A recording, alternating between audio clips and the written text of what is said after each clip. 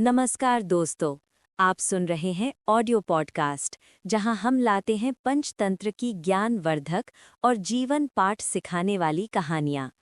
आज की कहानी है शेर, ऊंट, सियार और कौवा।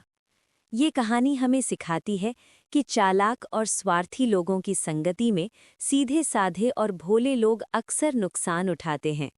तो आइए सुनते हैं ये प्रसिद्ध पंचतंत्र कथा। किसी वन में मदोत्कट नाम का सिंह निवास करता था। बाघ, कौवा और सियार ये तीन उसके नौकर थे। एक दिन उन्होंने एक ऐसे ऊंट को देखा जो अपने गिरोह से भटककर उनकी ओर आ गया था।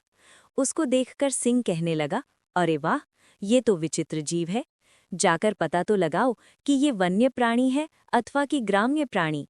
ये सुनकर कौवा बोला, स्वामी, ये ऊंट नाम का जीव ग्राम्य प्राणी है और आपका भोजन है।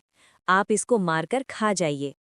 सिंह बोला, मैं अपने यहाँ आने वाले अतिथि को नहीं मारता। कहा गया है कि विश्वस्त और निर्भय होकर अपने घर आए शत्रु को भी नहीं मारना चाहिए। अतः उसको अभय दान देकर यहाँ मेरे पास ले आओ, जिससे मैं उसके यहाँ आने का कारण पूछ सकूं। सिंह की आज्ञा पाकर उसके अनुचर ऊंट के पास गए और उसको आदरपूर्वक सिंह के पास ले आए। ऊंट ने सिंह को प्रणाम किया और बैठ गया। सिंह ने जब उसके वन में विचरने का कारण पूछा तो उसने अपना परिचय देते हुए बताया कि वो साथियों से बिछुड़कर भटक गया है। सिंह के कहने पर उस दिन से वो कथनक नाम का ऊंट उनके साथ ही रहने लगा। उसके कुछ दिन बाद मदोत्कट सिंह का किसी जंगली हाथी के साथ घमासान युद्ध हुआ।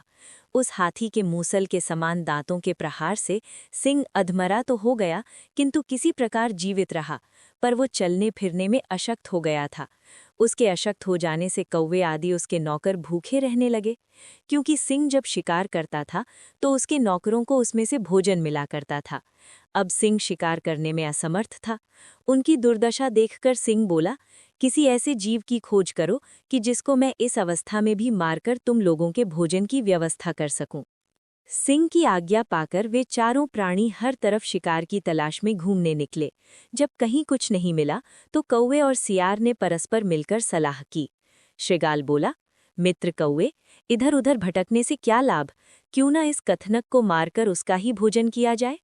श्रृगाल सिंह के पास गया और वहां पहुंचकर कहने लगा, स्वामी, हम सब ने मिलकर सारा वन छान मारा है, किंतु कहीं कोई ऐसा पशु नहीं मिला कि जिसको हम आपके समीप मारने के लिए ला पाते।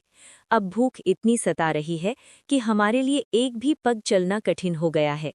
आप बीमार हैं, यदि आपकी आज्ञा हो तो आज कथनक के मांस से ही आपके खाने का प्रबंध किया जाए।